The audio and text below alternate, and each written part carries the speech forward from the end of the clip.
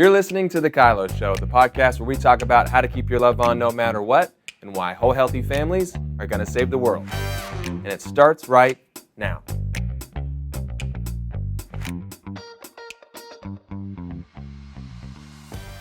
Hello and welcome to The Kylo Show. We are so back.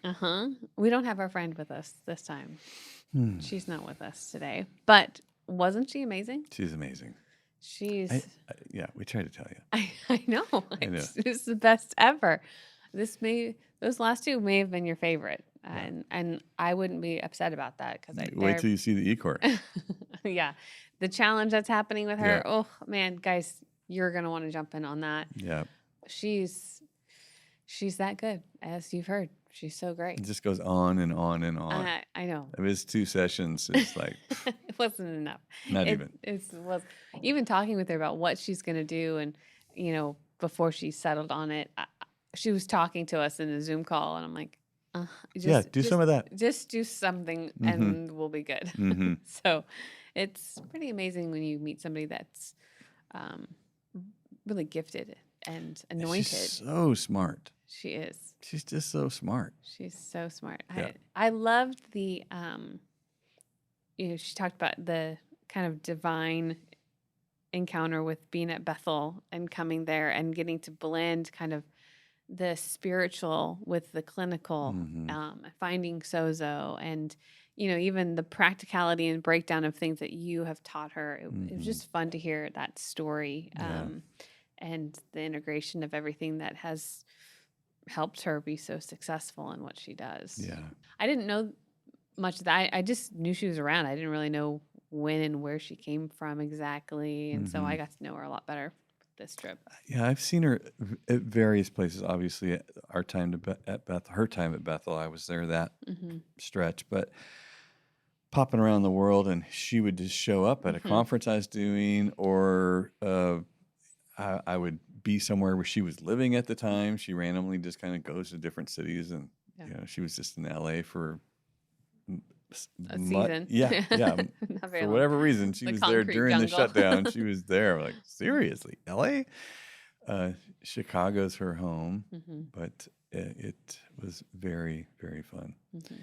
Very fun to have her here. Yeah, I love just how she clarified stress and how to lean into it. The triggers, paying attention to what is a trigger and what's happening when you're getting triggered, even what's happening when you're getting stressed. And then her big T and little t, the trauma breakdown of kind of really expanding my understanding of trauma and clarifying it, especially because it's been used so frequently, of some more truth to it. That part was really fun to experience and see. And we all know that, when you're in an abusive relationship, whether it was your childhood or it is, your marriage or dating or whatever, it's important to understand that there is there's a pattern internally that's, set up by trauma to release adrenaline, to release cortisol, these kind of ongoing destructive things, and different than serotonin or the things that kind of Calm soothe body, you and reward you and that sort of thing. This is more of a get ready for war, go to battle. Yeah.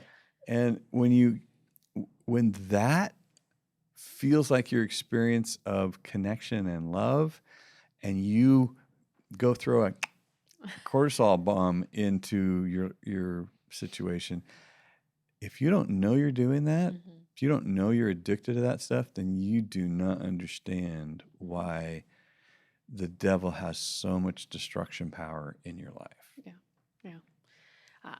I had a session with her, and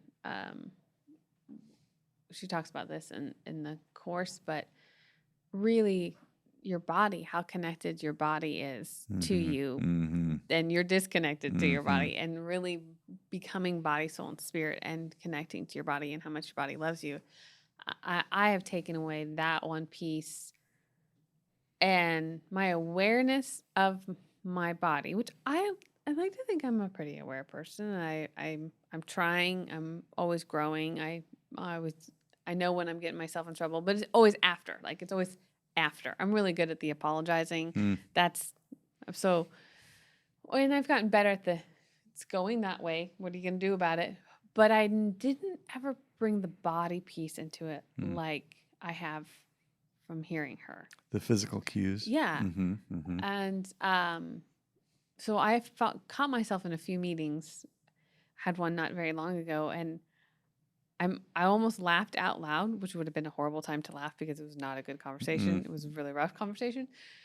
But I could feel my heart beating out of my chest, that going to war. Like, it's either I'm going to jump off of this bridge and might die, or it's I'm going to take on this grizzly bear. Like, that same just rush of emotions. And I remember sitting there, again, almost laughing. I'm glad I didn't. But taking a moment to just calm myself down and remember what my de-escalate. And remember what my goal was. And my goal is what I'm trying to communicate. I'm still going to communicate that. Probably just adjust it, the delivery. Not quite a bazooka. It came in a flaming arrow still, but it was not a bazooka. So it was a flaming arrow situation. But it was pretty powerful to have that awareness. And so her talking about really bringing the body, soul, and spirit into what is the word? I can't think of it right now. Integration. That was super fun to listen to. Yeah. She's got all sorts of fun stuff. I remember working with domestic violence offenders. Like I got the guys who've been arrested for some domestic violence outburst, and they had the option of coming and hanging out with me for a year, or they could go to jail for a year. This was a long time ago. That was a long time ago. And that's what this reminds me of, is this, that the fight, flight, flee, that trigger. We would talk about, taking a time out, but you have to train them to pay attention to what does it feel like for adrenaline to drip into your bloodstream. You got this like an IV. You got this little drip going on, and what's happening is your body is literally preparing for battle. And it's telling you, hey, we're going to war over here. So you better either turn this drip down and let it filter out, or you're going to end up in a war. This is what all this is for. It's a primal developed system that you use to protect yourself from saber-toothed tigers, that aren't in front of you. that you're not married to. Too much. Yeah. And it's so good to learn to catch how all this is integrated, because all these systems are, and for whatever reason, we disassociate from them, meaning that we operate, like it's not happening. You can feel your breathing, like your face is flush, your teeth are clenched, your fist is balled, your heart's pounding out of your chest, and you're like going, no, I'm fine. No, I'm fine. I'm good. No. And then I snapped. Like, no, actually you didn't snap. You didn't snap. You prepared, and then you launched. Yeah. We talked about this with a client not very long ago about, he used the phrase, I snapped. And I said, well, I think you just got to the end of your fuse that was really long, but you wanted to think it was just really short. So we kind of went back through the scenario and found when he started feeling disrespected and how it kept building and building and building. I said, but then you got to a moment of decision, because it always leads to that. There's a moment of decision. Well, he'd had numerous. Sure. He just made a different one. Well, and I think the fuse ran out of I'm gonna just react to this moment. Yeah. And so the awareness of, is that what you want to keep producing? And he's like, I don't want to do that. I'm like, so what are you gonna do? Yeah. I guess I have to pay attention to how long. I'm going to take it. I'm going to take it. I'm going to take it. I'm going to take it. I'm going to take it. I'm going to take it. I'm going to give some, Yeah, all those things. So that awareness, and how so many stories that she's got throughout the course is just powerful examples and super practical.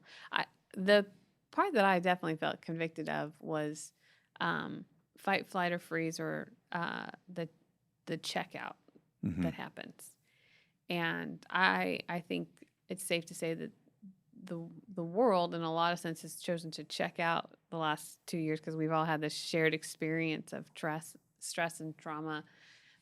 But there's been so much checkout that's happening, from your phone to mindlessly coping with your emotions and needs in different unhealthy ways, and just that I'm shutting down state, and how easy it is for us to do that now, more than ever, with these devices that we have, or Netflix that helps us, or whatever. The binging of shows, you can watch, 3 seasons in one day. Never have we been able to do that before. How many hours is that?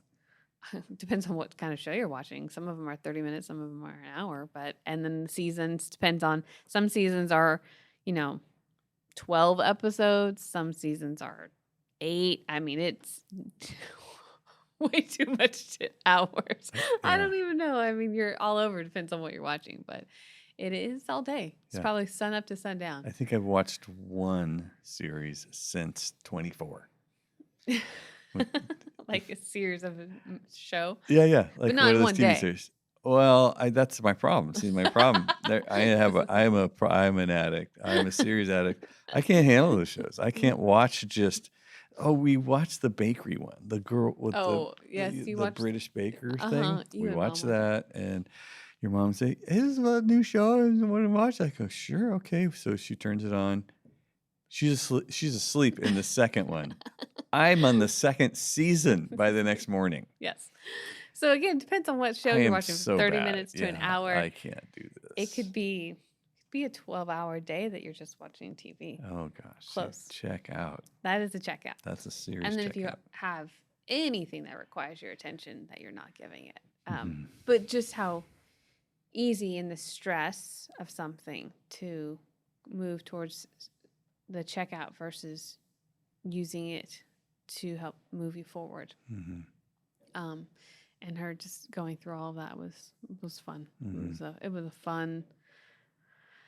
fun thing to be a part of, and her wisdom, her experience, her education, bringing hope to people that have experienced trauma and traumatic experiences, and hope for restoration. She's got so many testimonies of breakthrough on the other side. To be able to carry that much hope for something so painful and so life-altering. And this girl understands trauma. Yes. I mean, she's lived it. Yeah. And you're like, wow, that's an authority. That really does change. That's a game changer right there. Yeah. As I think about this subject, again and again, I'm focused on how we are retraining our bodies, retraining our mind, retraining our response to the same information, because the triggers they don't die. They don't go away just because I prayed a prayer or I read a book or something. People still keep doing what they do, and I have become a different person in those situations through the things that I learn, the things that I apply, the strengths that I develop. But I keep coming back to this idea that the joy of the Lord is my strength. Literally means that I have been supplied with an inexpressible joy. The Bible says, this is Paul is in prison. Yeah.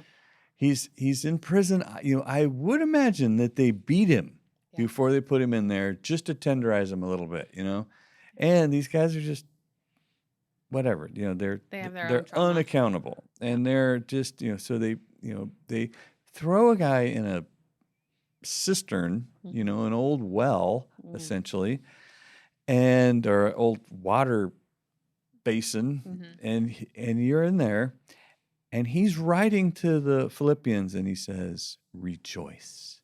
And again, I say rejoice. And what?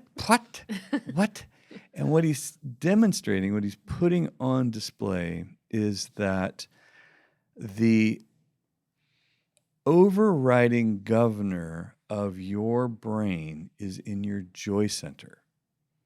It overrides fight, flight, freeze, freak out. It overrides that. If you can get back to joy, if you can reframe your whole situation from the power of rejoice in the Lord, and again I say rejoice. Whatever things are lovely, whatever things are pure. I mean, the list goes on about you can deliberately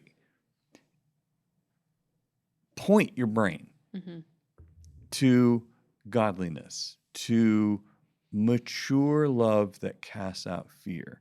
As you were talking earlier, I was thinking, you're in that tough conversation, you start paying attention to some of the physical cues, and pretty soon you're telling yourself what it takes to keep your brain on. Yeah. Because if Keep you the red from because if coming. you don't adjust right there in that conversation, if you don't adjust right there, pretty soon it won't be your brain that's talking. Oh no. It will be your hurt, your terror, your self-preservation. It will be all this stuff that later you're going to apologize for. Yeah. And that's the, when we talk about keep your love on and having hard conversations, keeping your love on requires your brain. That's what it feels like. It requires that I have access to my brain to bypass all the things that, the enemy wants me to take the bait in. And that's, you are just at a buffet line of horrible decisions, and you're trying to get to what you're actually needing. You just have to have the self-control to keep walking until you find, okay, that's what I actually need. I don't need any of that. Though those are fun. Those would be really fun options in this moment, but it's not gonna produce anything that I'm actually wanting from this conversation or from whatever I'm going through. And a lot of people think that keeping your love on is freeze. Yeah, to lay down your life, just trample over me, or let me hope that you don't see me. Okay, I didn't do anything. I just let it all happen. No. Keeping your love on is literally rejoice. And again, I say rejoy. Rejoy. Yeah. Go get your joy. Go get it back. And the person that gets to joy first wins. And it's not denial, and it's not Pollyanna, and it's not positive thinking. It's reframing everything in, I am a dearly loved child whose father is with him right here, right now. I have nothing to fear. All I can do from here is do a good or poor job of reflecting my father. What would my father do right now? What would my father say right now? What would my father feel right now? How fast can I get back into reframing this whole thing to, okay, all right, I feel better. I feel smarter. I don't know why I feel smarter right now. Oh, it's probably because all the things I didn't say. Yeah. Oh, and then you get to walk away with, I said truth. I stayed truthing someone, and I stayed powerful in that. And I managed me. I managed myself, and I leaned into my stress. I was, able to listen to my body. I mean, it's all these things that we've talked about in so many different ways, but Margaret just has a way of packaging it in a clinical way, and her experience of all that she's stewarded and chased after in her own life. She's decided to help us here and give some of that away. So that's the beauty of bringing in some people that we know are awesome, that you guys just got to know. She's again, like I said, she's on our board, so hopefully she'll be hanging out with us more and more. And I don't know if there's more than another course or challenge in the future with her, but I'm sure we will keep trying because what she has to give away is beautiful, powerful stuff. And that challenge that she's got that's going to run through our world. How you find out more information is stresstraumatriggers.com. And she gets to be your guide. Yeah. She gets to be the one helping you tackle this. And 5-day challenge. It's gonna be fun. It's gonna be super fun. It's like 10 hours or something. Again, it's a bunch. We filmed it with her, and I mean, every time we ended, at one point, one of the sessions, I remember she's telling you to like relax and think about your body and all these different things, and I'm laughing because we're all supposed to be paying attention to what's going on, and every one of us in here is doing it. You can't see us; we're kind of behind the scenes in the dark, but it was just funny because she's just got this gift. And that's the e-course. The e-course stuff that's on there is, she just set the ball up on tee so she could whack it. So overcoming overwhelm is another goodie that's on the way.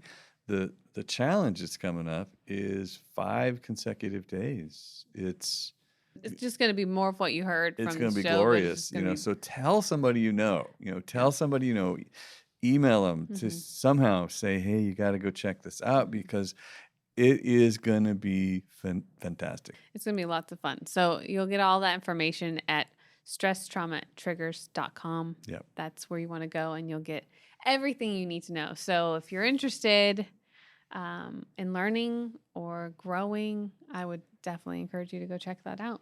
Okay. So we'll see you soon. We're going to do some questions.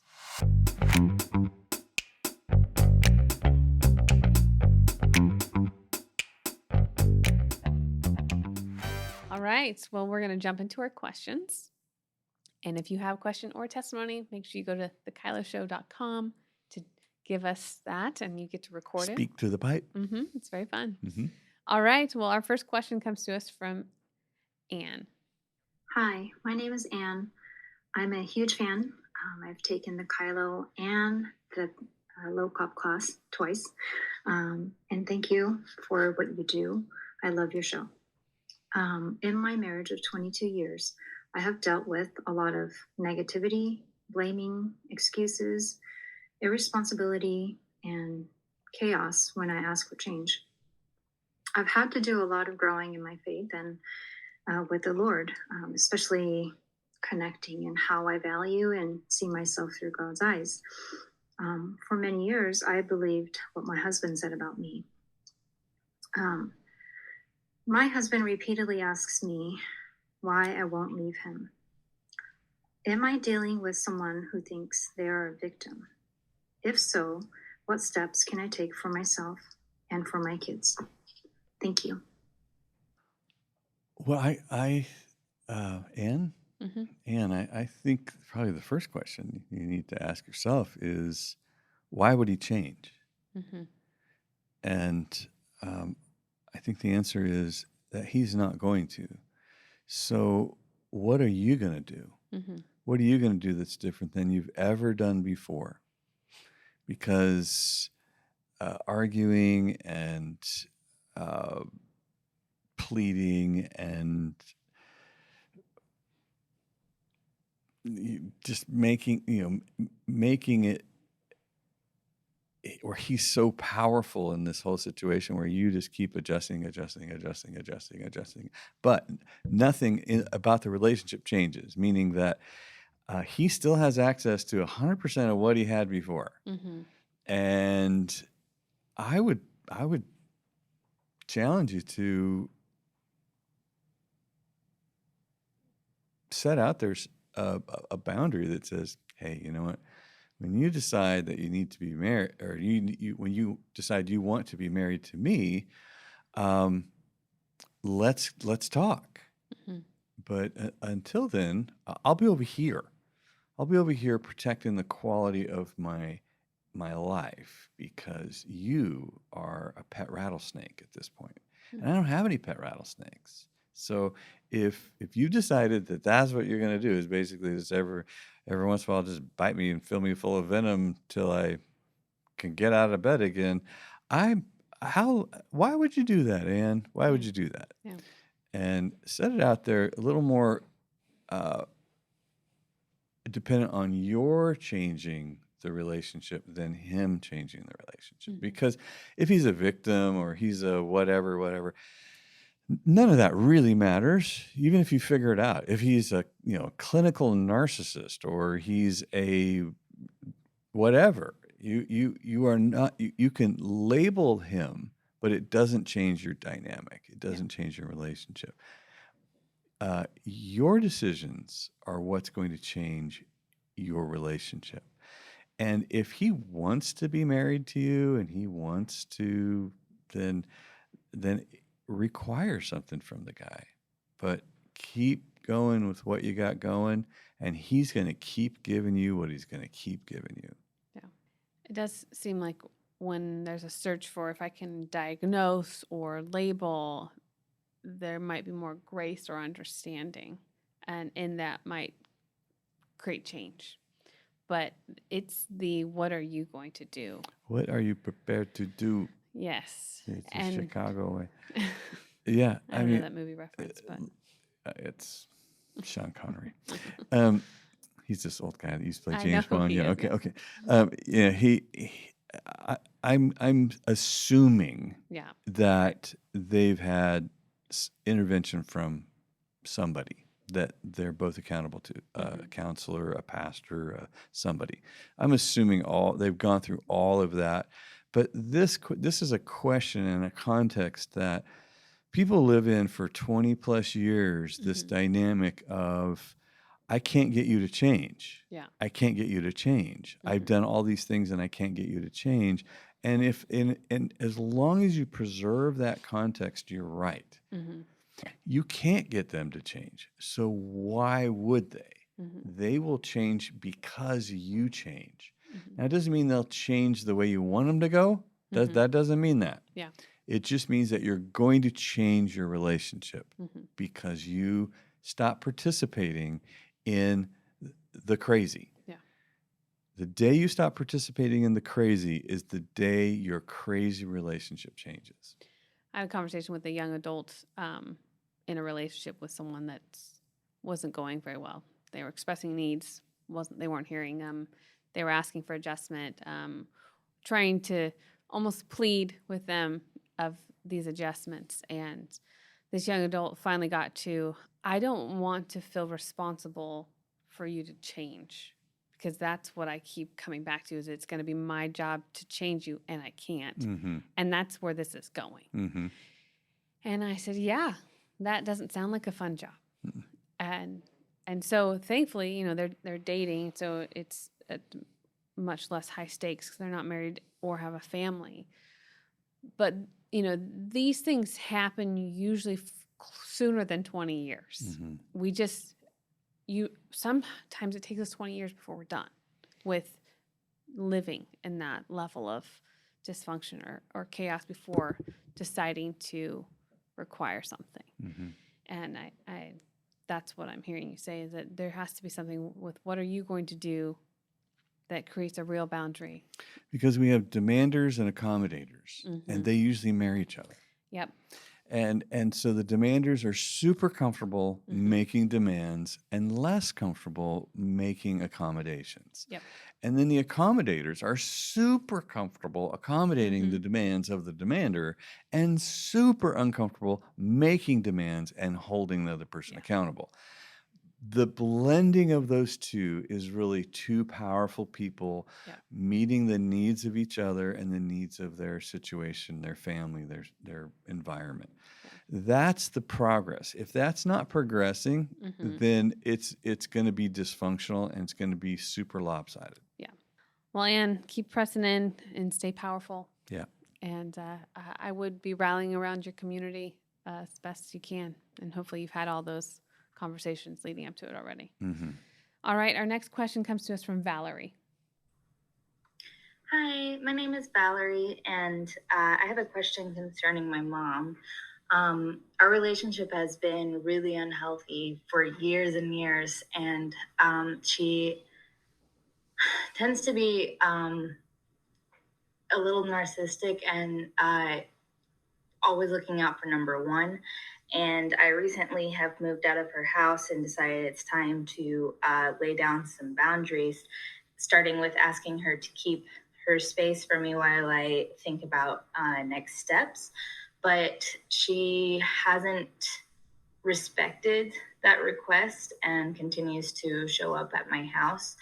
And so I'm wondering, how can I set up boundaries with her, or how should I continue if she isn't respecting what I've already asked?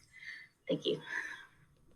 Probably not an uncommon dynamic between parents and adult children.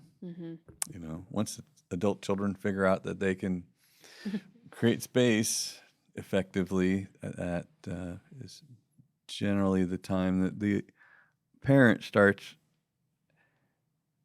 realizing that, oh my gosh, our relationship is a friendship.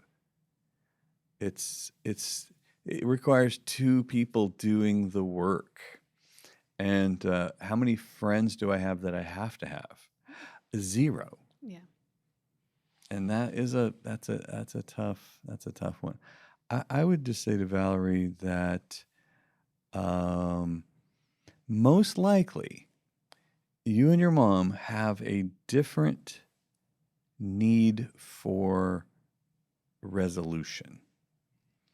And when you have a high need for resolving conflict, resolving problems, when it's really high, those are the people that are saying, we need to talk. We need to talk. Can we talk? Yeah. Can we talk?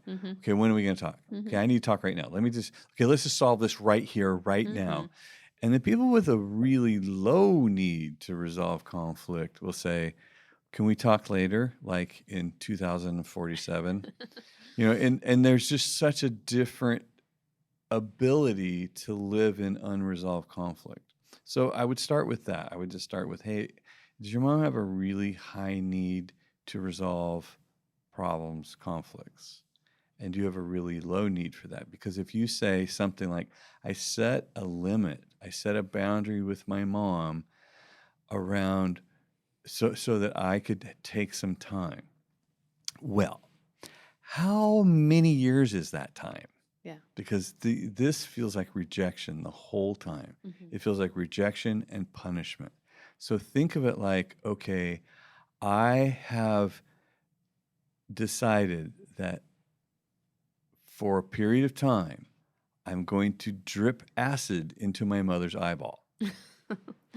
Yeah. Yeah. And I don't think I'm asking for much. Well, you got to realize the experience, because your mom's coming over and going, are we done yet? Are we done yet? Can we be done dripping acid into my eyeball today? Yeah. And you're like, you just reset the clock. That's what you did. Sure. Like, okay, so give her a time. Say, okay, on Tuesday, or July 1st or something, but give her a clock to watch anyway. And that's being respectful to her, and that's also giving her hope of reconciliation, which is what a boundary is. Rejection is, I just need time. Well, how much time? I don't know. Well, what does that mean? I don't know. Okay, I just feel punished and rejected because I love you, and I really expect to have a relationship with you because we're related. And so rejection is a punishment. A boundary communicates the hope of reconciliation. So there needs to be some time involved and some needs. Like, what do you need to feel? Yeah. Those are hard things, especially if you've lived a life feeling like your mom's really selfishly driven. And so it's hard to give away hope for something where you probably feel free for the first time. And it's hard to give an option or a goal of restoration if you are scared to even have that. You don't even have one. Yeah. So those are probably some things to navigate for Valerie in, are you trying to punish or are you trying to have a healthy boundary? Because they have different goals, and clarifying that. And figure out what you need to feel. That's going to be a really great help and indicator for you as you move towards what this boundary really is. And probably what you need to feel is powerful. Yeah. I need to feel powerful in this relationship, and I don't, because you just do whatever you want. So how can I feel powerful around you, Mom? What's going to change? And this is the part where you have to just let them figure out what their plan is to protect that boundary and that ask. And there's usually lots of dramatic flair. Sure. And as much as possible, make it Mom's job. Because you don't control her. She's made it clear. You escaped. You have your own place. But she needs to know that there's something she can do to improve the relationship. And if she was doing a good job of behaving in a way where you felt powerful with her, you would feel different around her. Yeah. All right, Valerie, keep doing it. Keep chasing after the goal of connection, even though it's hard. I know, but don't be a punisher. Stay away from that one. All right, well, we're going to go into our testimony in just a minute.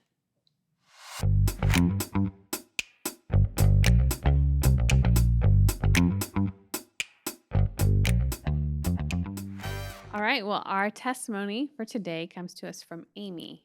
Hi, Danny and Brittany. My name is Amy. My husband and I have been married for about 26 years now. We're a blended family. We come from a long line of dysfunction, down to the point where we almost divorced several times. But roughly about 15 years ago now, God saved our marriage. It's a pretty great miracle story of how he did that, and our whole lives were turned around. The Holy Spirit just really got a hold of our heart, and our marriage is wonderful. But the thing that was really tough and it's still not completely cleaned up is the damage that was done to our children because of those first 10 years of dysfunction. So our testimony is a brief one. I believe there's going to be a bigger one by the time we're done applying all the principles that we're learning from you guys. But when we started going on the Life Academy, we were listening to you guys' podcasts and also listening to Danny's sermons online. And we came across, your Life Academy. So we are on there regularly, doing the courses and applying what we're learning and really just allowing the Holy Spirit to change us and grow us. But we were getting kind of discouraged because those principles were not helping our family dynamics very much with our adult children. It felt like that every time we set a boundary or every time we had a requirement of respect, and we were doing all these things to try to speak love to them using their love languages, and it just was like no matter what we were doing, our children just continued to call us names. Their famous name for us is a narcissist. We're basically narcissist people, which we truly are not. We've been in counseling and we have a good understanding of who we are. We've made a lot of mistakes as parents, of course, but we have just really grown and changed and are doing everything we can to speak love to our kids. But in the midst of that discouragement, what we were noticing is that these principles that we were applying to our life that we've learned through you guys, they were producing fruit in all other areas. All of our other relationships were going really well. We were learning and growing in, wait a minute, we don't have to do this. We are in charge of our time. We can set boundaries. We don't have to, live a life where we feel like we never have time to breathe. And it's just been really wonderful. And it's hard to kind of describe it in words, but inside there's been this new freedom within my husband and I's hearts that we do not have to be these perfect people that know everything, that we can grow and learn and just be transformed day by day. And just so many things that you guys teach we had never really thought about before. And so it's opening a whole new life for us is what it feels like.